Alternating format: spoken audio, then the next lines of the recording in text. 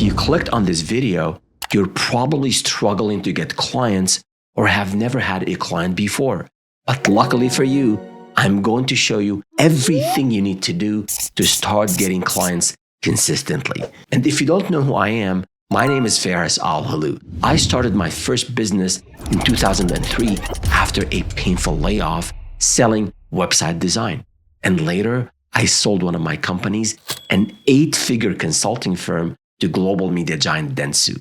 Now, I help new business owners like yourself scale to 6, 7, or even 8 figures. So let's dive in. You can't sell to everyone. The very first step is knowing exactly who you're trying to reach. Think about the problem that you solve and who would benefit the most from that solution. In other words, identify what we call in marketing target audience. Your target audience. Your target audience is the people you need to reach and convince to buy from you.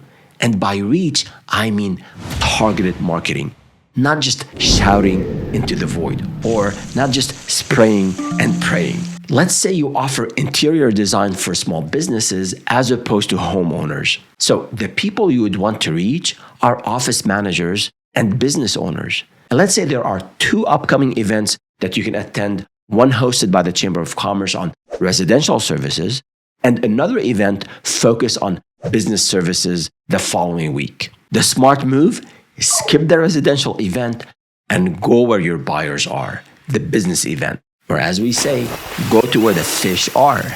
When you're launching any kind of digital ad campaign, take full advantage of targeting features and focus on connecting with the right audience. This is important because you'll waste time and money if you target the wrong people. And what do I mean by the wrong people? Well, it's the wrong audience. Those who don't need what you offer, or maybe can't afford to pay for it, or otherwise don't make sense for you. You'll waste thousands of dollars without ever seeing any tangible results, and then you'll complain that marketing doesn't work. And I speak from experience. I once wanted to run a local campaign to get leads in my area, but ended up getting leads from all over the country because I accidentally targeted a national audience. It was a big waste, a painful big waste, because we couldn't serve those leads. Now, if you're still not sure how to find your audience, at the end of this video, I'll share my screen and walk you through examples on how to do it step by step. Knowing your audience isn't enough. You need to know where they are. Imagine you finished shopping at the local mall and head out to the garage. You spent an hour looking for your car but can't find it. Then you suddenly realize that you parked at a different garage, not this one. Even though you know your car well and you can recognize it, looking for it in the wrong place did not help. Similarly, you'll never find your target audience if you're looking for them in the wrong places. So the second step is finding where your target audience lives. If they're online, are they on LinkedIn, in Facebook groups, maybe industry Slack channels, or maybe Reddit threads? If they're offline, what networking events do they go to? And what publications do they read? If you get this wrong, you'll spend hours on platforms or at venues where your ideal clients never engage. Get it right, and you're in the front of potential buyers daily. For example, if you run a book marketing agency, you wouldn't look for clients on Snapchat or TikTok. That wouldn't make sense. Instead, you'd find them on LinkedIn or X, where authors and publishers are active. So you should check different platforms and decide which one or two would be best for you to target. Learn the ins and outs of the platform and then build some name recognition before expanding. As a business owner, your time and attention are your most valuable assets, so don't scatter yourself across too many platforms too soon. Okay, so the third step is the most important one, because this is where you turn strangers into paying clients. What you need to do in this step is add value for free. Now, this might sound counterintuitive, but if you want a stranger to pay you money for what you offer, you have to show them that you know what you're doing. You have to impress them. So if you notice someone who has a problem, or maybe they're doing something the wrong way, give expert guidance that helps them get on track. By sharing, by giving free value, whether through your work or knowledge, you build trust and then you show people what you can do. If you don't add value, you'll risk never getting noticed. There's so much noise online that you won't get anyone's attention unless you add value. In the early stages, you have to give before you get, because at this point, you're still proving that you're good at what you do. Proof is important because we buy from those we trust. And the fastest way to build trust is by proving you can help someone before they pay you. For example, say you are a public speaking coach. You could offer a free session to showcase your techniques and how you custom tailor the coaching to your client's personality and natural style. If you're a photographer, you could take free shots for one listing for a real estate agent. This way you impress them to hire you for future listings. If your service involves any kind of assessment or audit, offer a mini audit for no charge or maybe a nominal fee. This way, you get to demonstrate your know-how and identify issues you can fix. By doing this, people will see, touch, and feel your skills and trust you. Once they trust you, they're more willing to hire you when they want more. There are different ways you can provide value to your target audience. For example, you can go to where your audience lives and respond individually to posts, comments, and inquiries.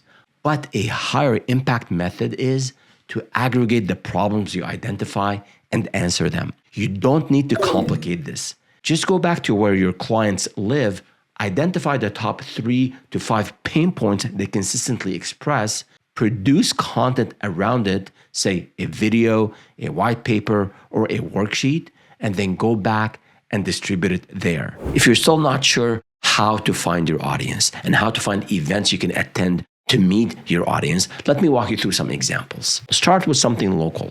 Search Chamber of Commerce. So on my screen, you'll see here, Chamber of Commerce San Jose. Click on this website, and then go to programming. This is when they have events. You look at the upcoming events and you see, in this case, on March 4th, there's this Coffee and Connections event right here. And it is for members and non-members of the chamber where they come together and learn about each other's services. And then you scroll down the list. There's another event, a networking mixer, another one you can attend and meet people who are potentially looking for your services. There's a webinar, maybe this is something you learn. But the idea here is to look at events where your potential clients are at. Okay, so that's for the Chamber of Commerce. You might be in a smaller city, you might be in a small town where there isn't a Chamber of Commerce. There are other networking events that you can attend, or potentially you might have to drive up to a city where there is a Chamber of Commerce or maybe larger events where you can meet potential clients. So that's one idea. Another thing you can do is you can go on Google and search for events, local events or regional events, or sometimes online events for people in your industry. So let's go out and help our interior design entrepreneur. I'm going to go on Google and search interior design events in San Jose. Just click on there and you'll see here, discover interior design events and activities in San Jose. So this is on Eventbrite. So there are maybe meetups, there are events that are happening. Maybe some are not as related, some are related, but that's part of this process, is to research, find where the fish are. And here, scroll down and find something that will be of benefit to you. Again, if there's nothing in person, you can at least find something online. Another thing you can do is to look for associations, trade associations for your industry. So for example, again, to help out our interior design entrepreneur. So let's type here, Interior Design Association, and it looks like there's IIDA, International Interior Design Association. That's great. And I also look what I found. There's an American Society for Interior Designers. So I click on that link and come to the website. And the same thing, I would go and look at events that are taking place. It could be, again, local, regional. It could be online events. And it also could be a national conference, maybe a semi-annual conference. And those are the places where you want to learn. Potentially here, you're not finding your direct audience, but you're learning from your peers. And you're also learning from those who have been to where you want to go. Some who are maybe a bit more established, they've been around the block. And so go to these websites and see if you can attend events and also look at the resources that such websites offer. So for example, here there's a resource center, there is a design finder, which tells me there are people who come to this website and look for interior designers because they are a member of this national association. And if you're starting your business and if you can get on the list of approved or certified interior designers or whatever trade association you could be part of, that adds to your credibility. So look for ways for you to promote yourself, to make yourself visible, and also look for venues, including online venues, where your potential target audience are coming to find people like yourself. And look at the amount of resources that are available to you here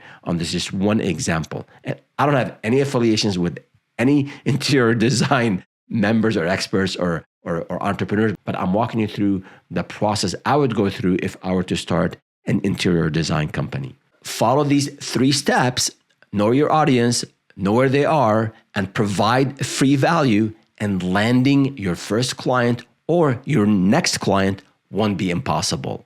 But there's more to building a successful business than just showing up and adding value on social media. You still need to set your pricing, close the deal, and scale beyond your first clients. If you also want to learn about these topics, check out my free course at blackbeltstartup.com. It's packed with the resources you need to grow and scale your business to 6, 7, and 8 figures. See you next time.